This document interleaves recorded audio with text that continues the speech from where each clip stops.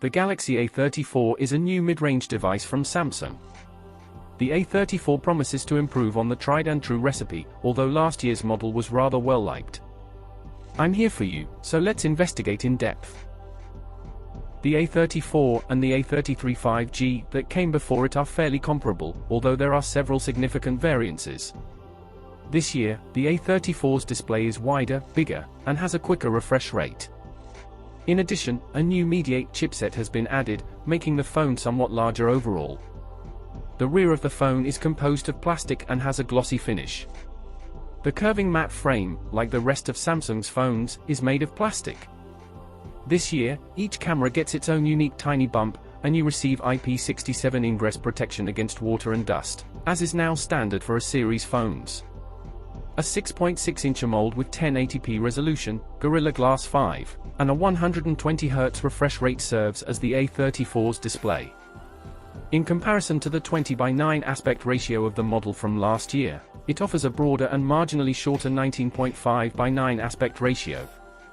This year, Samsung made improvements in terms of max brightness.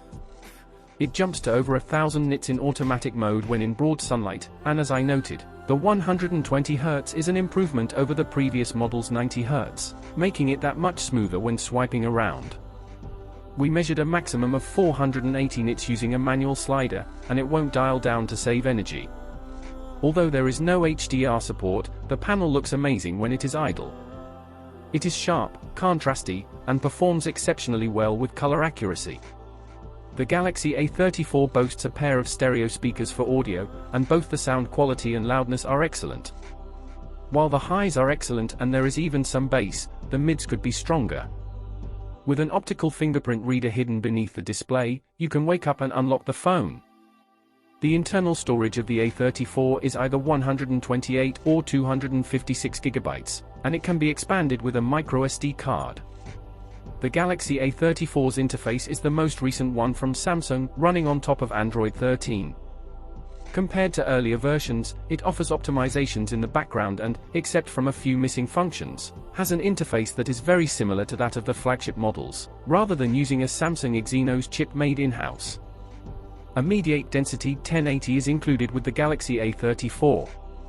In benchmarks, it is a respectable mid-range chipset constructed using an effective 6nm process. The Galaxy A34 competes well.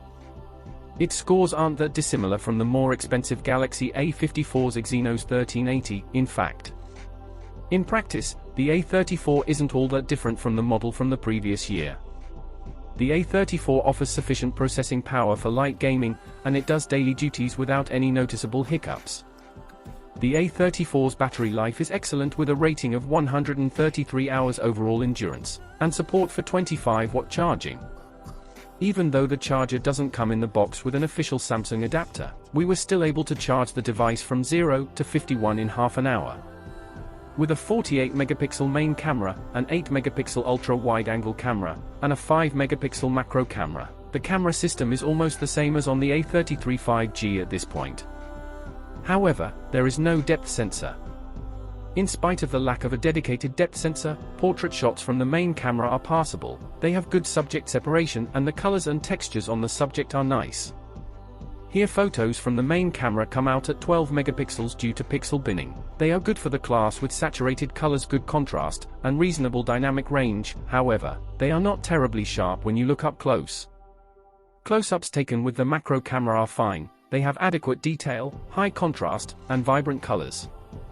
8-megapixel photographs taken with the ultra-wide camera feature good definition, rich colors, and heightened contrast. The main camera on the A34 does a terrific job in low light, capturing lots of detail, great colors, and a decent dynamic range with some shadow detail and fairly well-controlled light sources. There is a night mode to utilize. In addition to that, it is quite quick to take pictures, but it mainly only reduces noise, but shadows appear to be a little darker in this mode. The ultra-wide camera struggles a lot in low light, the pictures are soft and noisy, and the night mode doesn't help much either, which is a problem.